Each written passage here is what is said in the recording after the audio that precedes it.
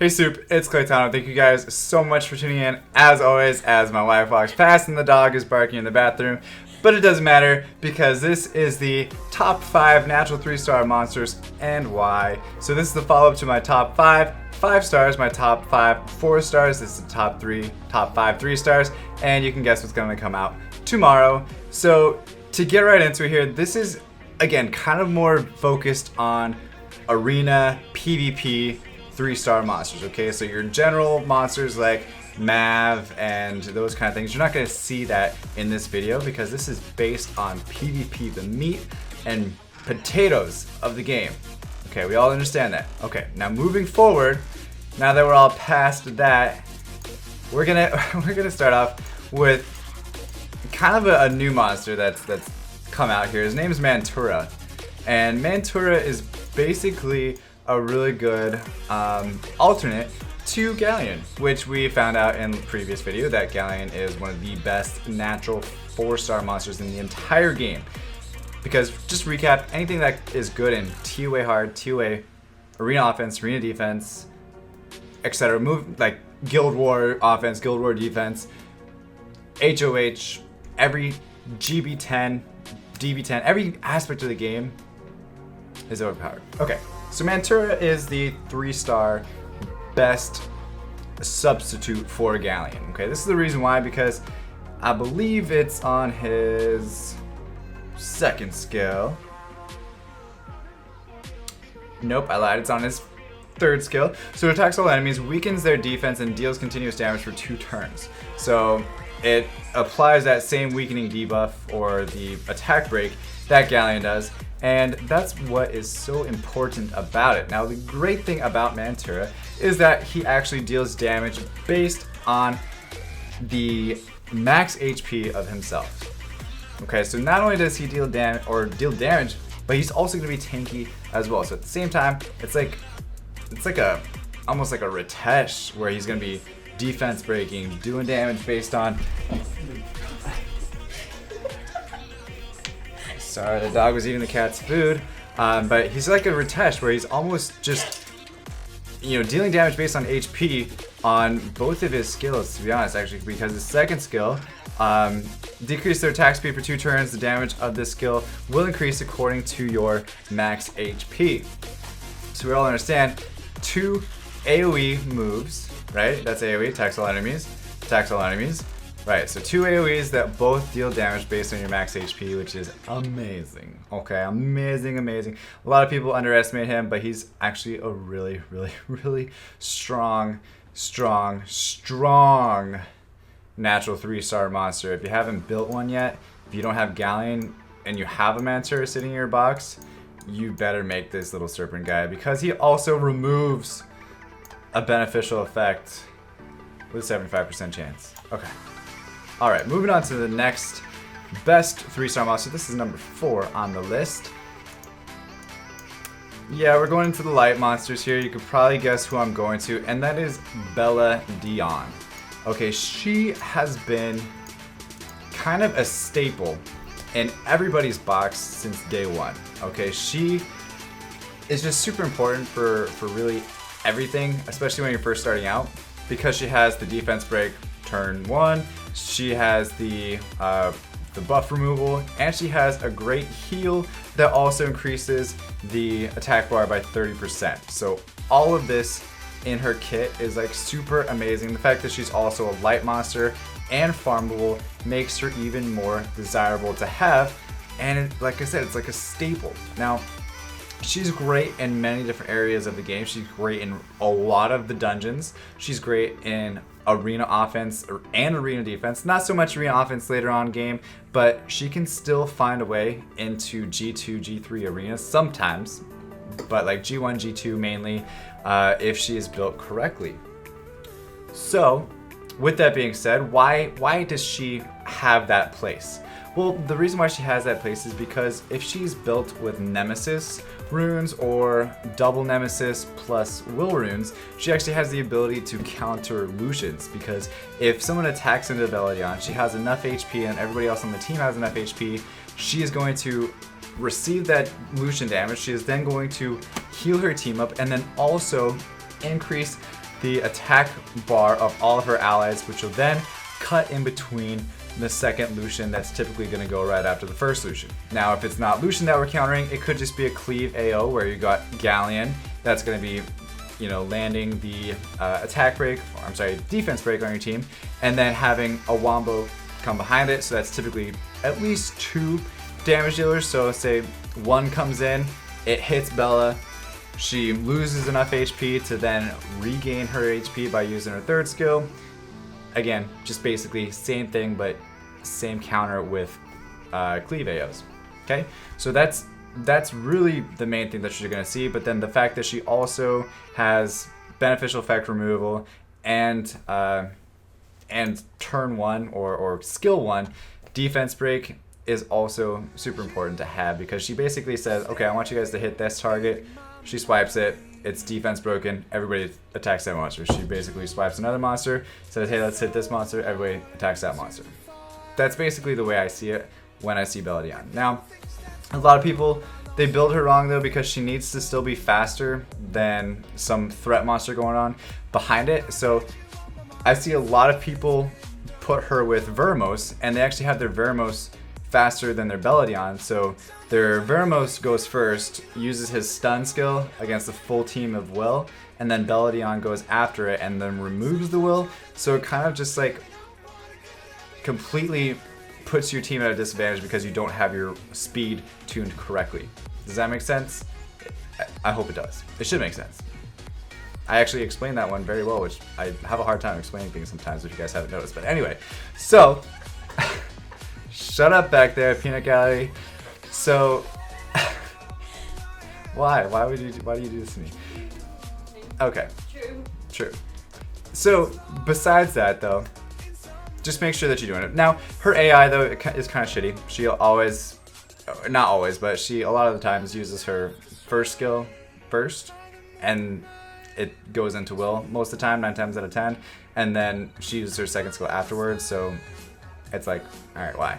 Anyway, so moving on from Bella, let's take a look at a water monster. And what's her name? It's Megan. Okay, so Megan, why is Megan OP? She's OP in Arena, again, mainly Arena, because of her third skill. Okay, increases the attack power of all allies by 20% and increases their attack power and defense for 2 turns. Okay, so 2 videos ago in the top 5 Nat Vibes and why video, I said that Samantha is probably one of the best monsters in the game, and Megan actually provides a little bit of counterplay to Samantha. Now, it's not a whole lot, because Samantha's just, it's pretty far up there, but Megan does help that. The reason why is because if, say you're running Bernard, Double Lucian, and Megan team, and your Bernard goes first, boosts up your team, your Megan goes second, boosts up your team, and then your first Lucian goes and kills the Samath. The Samath is going to revive, do his AoE skill, and drop a bomb on your team. Okay? That's what happens. That's what Samath does. Now, if you have defense buff, or defense, defense buff on your entire team, then this fucking peanut guy. So if you have defense buff on your entire team, the chances of you dying from that is very much weakened. So even though you have super squishy monsters that's going against this super powerful Nat 5 that's going to be completely smashing the mother living fork out of your team, then it helps. Okay, that's why Megan is great. That's why I switched from using Bernard, Lucian, Seek to Bernard, Lucian, Megan, and then just made the crit rate of my Lucians a little bit better. So I'll just give you guys a quick peek at what I did. So instead of having them like plus 120 speed, I didn't need to have them as fast because I had a secondary attack booster within Megan, and then I just made the crit rate higher so that way she doesn't need the, or that way the Lucians don't need the extra Seek buff, and I just removed the runes from my Seek because I don't need the crit rate anymore. But if you look, both of them are the exact same speed and with very high crit rate. See that? Okay. Okay, easy peasy, right? Alright, now another thing that is great about Megan is that if you're fighting against a team that decides they want to carry one of the other just stupidest monsters in the game, which is Rina, Megan actually offers a little bit of counterplay to Rina teams. So if you're going on AO and you have Lucians again, or even any other type of team, Megan's a great call, you know, against the Rina team. So overall, she's really good, and then she also lands dots on her first skill. But she's not just great in Arena; she's good in Dragons B10, sometimes Giants B10 if you guys are first starting out in the game, and maybe some low rank Guild Wars and things like that. But mainly where she shines is Arena offense with Lucian. So I would say that puts her on the list at the third best natural 3-star monster for Arena. Okay, now moving on to the number 2-star monster. We actually talked about him a little bit already. Of course, you guessed it, it is Bernard, the original OG attack bar booster. Okay, increases your attack bar of all allies by 30% and also increases their attack speed. He's one of the most common monsters in the game. He's farmable, which makes him great as well. But the fact that he not only boosts your attack bar, but also gives you a speed boost, but also his own speed is one of the highest in the game at 111. Of course, it's not the highest. We all know the other monsters that are higher, like Kabila, etc. But the fact that he has the speed boost as well is what's key. So something I have tried to do in the past was use actually Kabila as a gauge buffer for my Lucians. And the reason why Kabila didn't work, and the reason why Kabila isn't on this list, which again, Kabila could very easily kind of go back and forth with Mantura, so honorable mention to her. But the fact that she's way too squishy to be really viable when it comes down to it. But for Bernard, what happens between the two is that when I had Kabila, I didn't have the attack speed boost that Bernard gives me, and my Lucians were actually getting cut much easier than they were when I was running with Bernard. So what I did was I just removed Bernard back and then put that Megan in, so I used 2 3-star monsters and 2 4-star monsters for an AO in Guardian. It's that easy, guys. You don't need any of these OP 9.5s. None of them. You don't need none of that shit. None of that shit. Okay. Now, the number. Do I need to go over anything else? Okay. Of course, got the defense break. If you didn't notice, but like all these monsters here that we've talked about have defense break. Also has attack break. And then this deals damage based on your speed, so of course that's really good for his kit because that's what he does. And then the fact that he also increases the power of wind attribute monsters, which is aka your Lucians. It's just a perfect fit, and it's super OP. Really just build them as fast as you possibly can. Maybe add some resistance or will runes depending. That's about it. You can also use him in GB10, so he's versatile. That way you can use him in a couple different places of the game. Guild Wars. I also use him in TOA Hard as well, so keep that in mind. Put that, just lock it up. Throw away the key. Anyway, last monster that we're going to talk about today. This is the number 1 3-star monster in the game for Arena, and the fact that her name is in the word Arena should tell you it all. So this is Rina, right? So there's a lot of controversy around Rina. She's not only one of the top Nat 3s in the game, but she's just one of the top Arena defense monsters in the game with how it's set up currently. If you guys want to check out a Reddit post by Scatfetus, he actually featured Rina in his post. Definitely something you guys might want to check out, and I will link it in the description below so that way you guys can see it. It is true though, it is a little bit out of meta now for Rina, but the fact is that if certain things happened in the game where certain monsters were nerfed that we've talked about in the previous videos as well, that Rina would then just take over and dominate like she used to I would say a few months ago. Okay, she was dominating in high-end Arena because what happens is people build Arena offenses to fast clear other people's Arena defenses as fast as possible.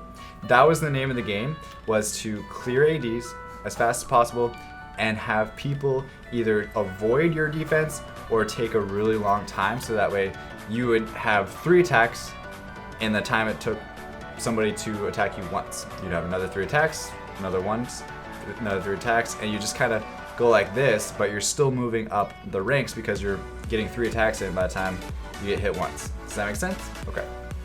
So the reason why Rina is so troll and so amazingly overpowered is that her base stats are super insane as far as her HP. She doesn't need any speed. She doesn't have any speed on her anyway, but she doesn't need any speed, because what happens is her passive skill here, it just creates a shield around her every time she gets hit with a crit. And we all know that everybody uses crit in Arena because that's how you do damage. That's how you fast clear monsters, is through crit.